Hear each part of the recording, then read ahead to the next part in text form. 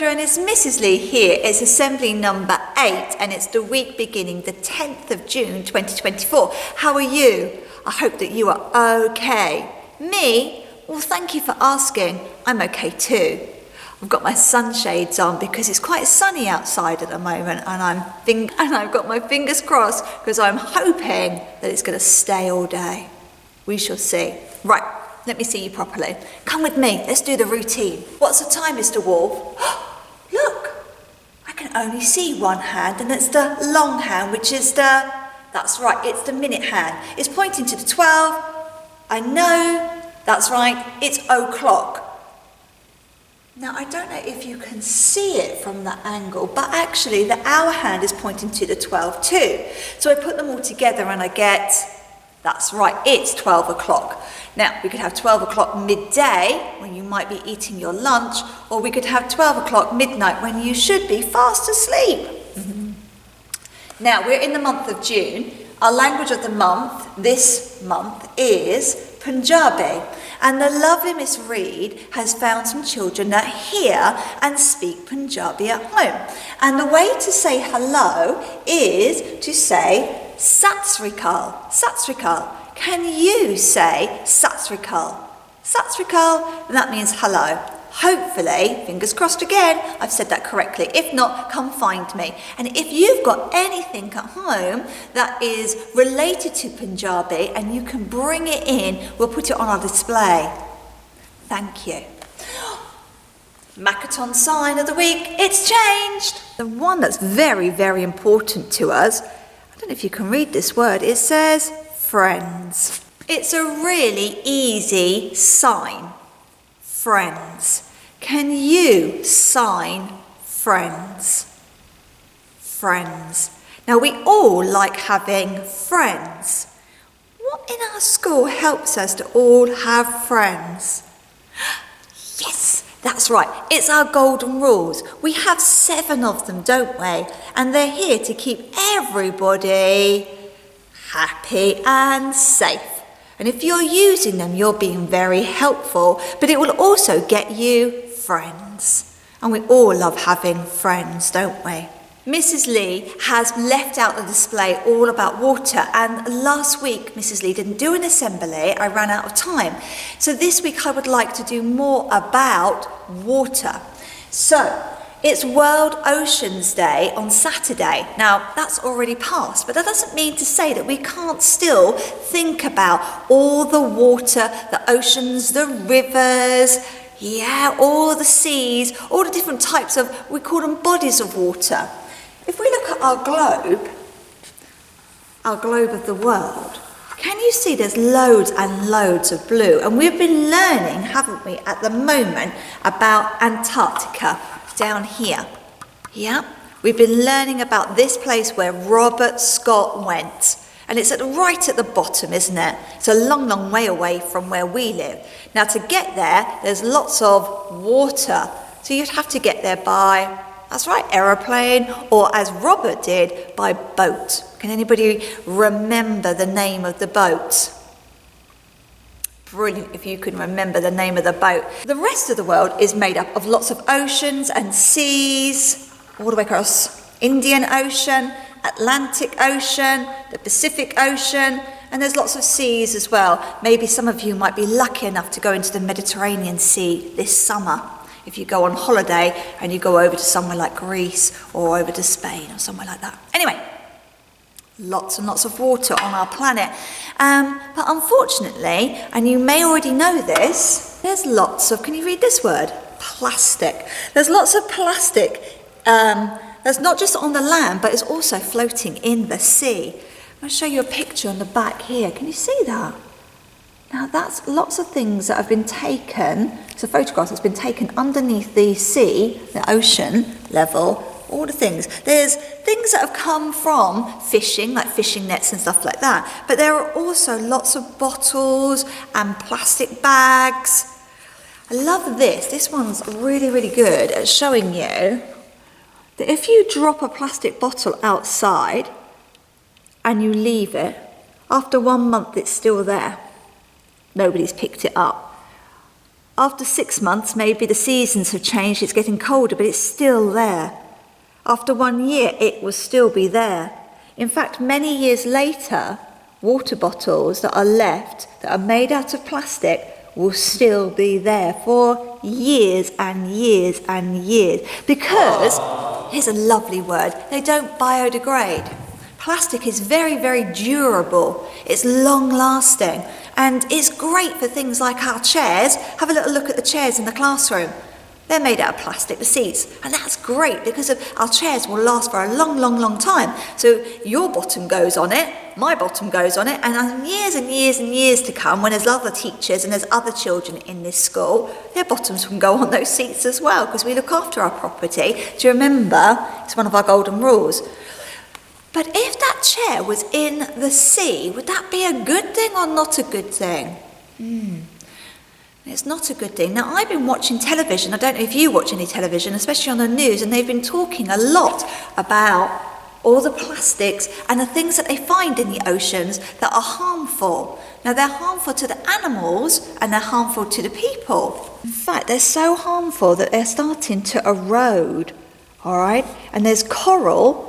Now, if any of you have ever watched Finding Nemo, you'll know all about coral. It looks very, very pretty, and it actually is a habitat for lots and lots of animals in the oceans, but actually it's dying. Well, we need to spread the word. We need to. You know this sign, don't you? The recycle sign. In my box here, I've got lots and lots of different books all about the oceans and rivers and lakes and seas, all about the water around us. So if you go down to the river that runs along at the bottom of Hartford, you might see some frogs. If you go to the beach, you might see a lighthouse. Now, this book I'm going to read to you is called Elliot and the Big Wave. And I've chosen this book because it's such a lovely, lovely story, and it links to one of our Hartford heroes. So here, this is Elliot the cat, and he does something, all right, and he perseveres, a bit like Perseverance Parrot, all right. But I've chosen this book, and I'm going to read it to you because if we don't look after our oceans and our seas and our lakes and our rivers and our ponds, if we keep dropping plastic and other things that don't, can you remember that word, biodegrade, then this story will become a myth, because there'll be no water, will there? Let's listen to the story. Here we go. Elliot lived with Bernard in the old lighthouse on the harbour wall. He loved the smell of sea and chasing the seagulls. If you go on holiday this year, you might be really lucky and see a lighthouse. They're usually near the coast. One day the sun was shining and the wind was blowing. What a lovely day to go fishing, said Bernard. Fish, thought Elliot, my favourite. I wonder if I can do fishing, thought Elliot. Bother, I can almost reach up, but not quite. See him trying to reach. Perhaps I'll go fishing with Bernard. He won't even know I'm there.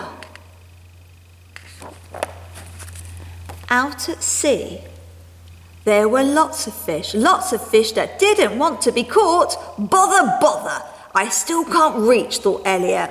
You see him trying to reach down the side of the boat to get the fish. Then, boom, a big wave hit the boat. Oh no, thought Elliot, maybe this wasn't such a good idea after all. What's happened to Elliot, children? Fallen off the boat.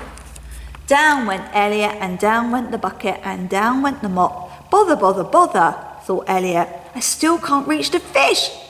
But what is that trying to reach me? Who's trying to save him, do you think? Suddenly, the bucket floated past. Elliot jumped, and that was a bit of luck, he thought. He got away from the octopus, didn't he? Then another huge wave caught the bucket. Oh no, thought Elliot, this really is not my day. But the wave carried the bucket back to shore. This is the shoreline. This is where the beach, the sand, meets the water.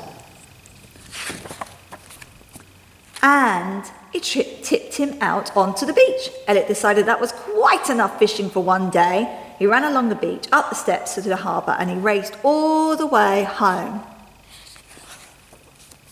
Elliot sat shivering and waited for Bernard to come home. Oh, Elliot, you're soaking. Has it been raining? You should have come fishing with me. It's been a perfect day. Perfect for you, thought Elliot grumpily. Can you see him still wet? That evening there was one fish that Elliot could reach. Well, maybe it hasn't been such a bad day after all, smiled Elliot. At least I tried, he thought happily. At least I tried, but Elliot was already asleep.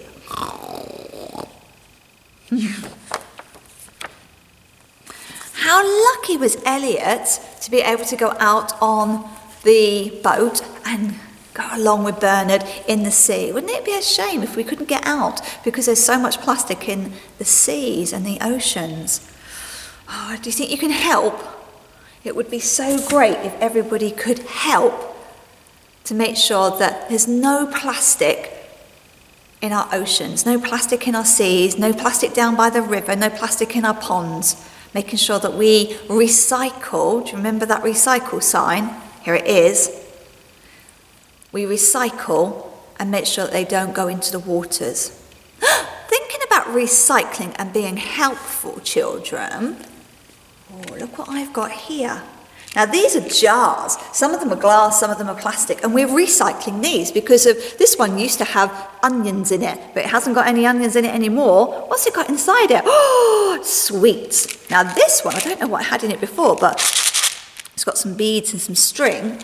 And this one, oh, how exciting was this one? This one used to have sauce inside it, and now look, dinosaurs and cars. How exciting.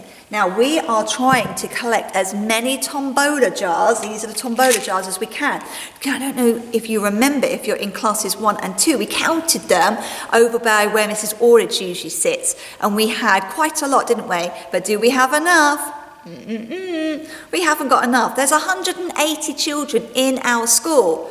Over at the juniors, there's 240 children. That's a lot, isn't it? And we need enough of these so that everybody can have a go at our summer fete. See, we're even putting on our raffle ticket numbers now so that you can come to the summer fete in a couple of weeks' time. So we really need some more jars. Lots of different ideas that you can fill them with. You don't want any onions, I don't think. I'd quite like the onions. But I think all of you would like sweets maybe, or things that you can craft with, or things that you can play with. So many different ideas. Right, so I'm hoping that you can help us, all right, and recycle all the glass and the plastic jars that you've got at home and fill them with things that maybe you don't need anymore. How exciting. Right then, children, we're going to finish off with our school prayer. Are you ready? Help me to do the things I should, to be to others kind and good. In all my work and all my play, to grow more loving every day. Amen. All right, have a lovely, lovely week, children. I look forward to seeing you around in the hall when you're having your lunch or out on the playground. And I hope that you are going to remember what I said in assembly on Monday about how we play on the field. We need to use our good-looking eyes and our good listening ears to make sure that we can see a grown-up. Remember, our safe grown-ups are the ones that are wearing the blue lanyards. They also should have on either a yellow viz jacket or a big strip across them so you can see them. They will be around to help you. But you can help yourselves by good-looking eyes, good-looking ears, thinking about where you should be. Should you be climbing on the picnic benches? Should you be climbing up the slide? Should you be making friends and using our equipment safely? Of course you should. Bye!